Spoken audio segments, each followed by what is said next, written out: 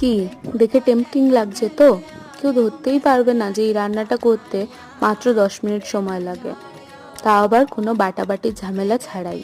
তাহলে দেখে নিন, প্রথমে ডিমগুলো সেদ্ধ করে নিয়ে ডিমে একটুখানি কাট লাগিয়ে নেবেন। এবার তার উপর নুন হলুদ মাখিয়ে ভালো করে ডিমগুলোকে আপনারা যেরকম পছন্দ করেন সেরকমভাবে ভেজে নেবেন।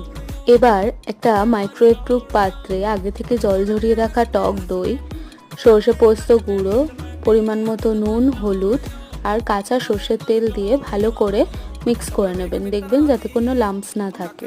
আর যদি টক দইটা একটু বেশি টাইট হয়ে যায় তাহলে ওই টক দইয়েরই জলটা দিয়ে ভালো করে মিক্স করে নেবেন। এবার মিশ্রণটার মধ্যে আগে থেকে ভেজে রাখা ডিম, পরিমাণ মতো কাঁচা লঙ্কা আর সর্ষের তেল ছড়িয়ে মাইক্রোওভেনে 4 থেকে 7 মিনিট বেক করলেই রেডি আমাদের ডিম ভাপা।